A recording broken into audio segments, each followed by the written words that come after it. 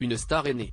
Après des semaines de travail acharné au château de Damary-les-Lys, Pierre a finalement décroché la victoire de la 11e saison de la Star Academy, TF1, face à Julien, samedi 3 février.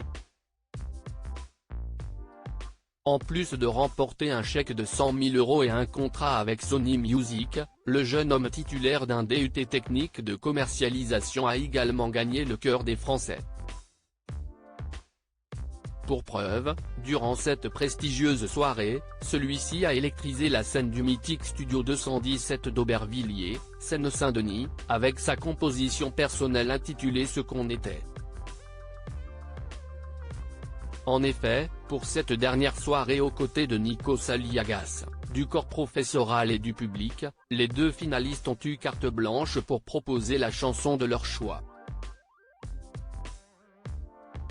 Pierre, à qui tout semble réussir depuis le début de l'aventure, a ainsi fait le pari audacieux d'interpréter une chanson issue de son propre répertoire, Ce qu'on était. Alors qu'il devait partager un duo avec Dadju, le candidat au timbre si particulier a été invité par le célèbre rappeur à interpréter son propre titre. En fait, je sais que t'as passé une semaine à répéter compliqué, mais parfois je mens. J'ai envie de me faire plaisir à moi. Aujourd'hui, j'ai pas envie qu'on chante du Dadju. J'ai envie qu'on chante du Pierre. Je sais que tonton Nikos n'aime pas les imprévus en direct comme ça, a expliqué l'interprète de Rennes.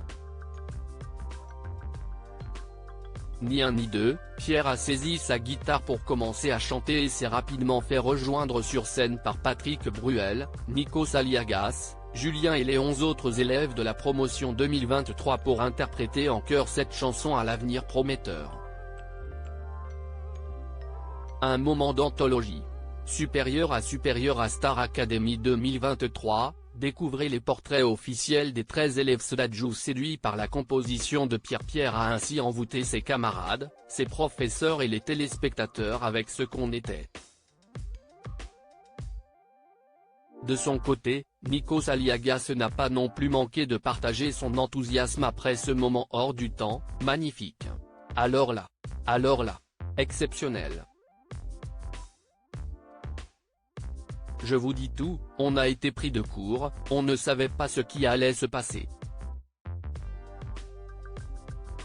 Avant le 10 lors de sa visite au château, Dadju avait lui aussi été charmé d'office par la création du grand ami d'Elena. Elle est magnifique ta chanson, elle est terrible. Je l'aime vraiment beaucoup. T'as un hit là. T'as un single, lui avait-il assuré. Un commentaire ayant touché en plein cœur l'élève de 21 ans, c'est ça que j'aimerais amener. Un truc à l'américaine, mais en français, parce que chanter en anglais oui, mais écrire en anglais c'est compliqué. La variété française, de base, j'étais pas très fan, j'écoutais pas du tout, mais je me suis un peu penché dessus et j'aimerais faire un mix de tout ça. Et son interlocuteur de le rassurer, tu peux faire un mix. Il y a eu de gros artistes de variété française qui ont fait des sons incroyables qui sont souvent liés à la pop. Celui qui faisait souvent ça, c'est Jean-Jacques Goldman. Je trouve qu'il y a un peu de ça dans ce que tu m'as fait écouter là. Je trouve que t'es sur un bon équilibre. Article écrit en collaboration avec 6 médias. Crédit photo, capture d'écran TF1.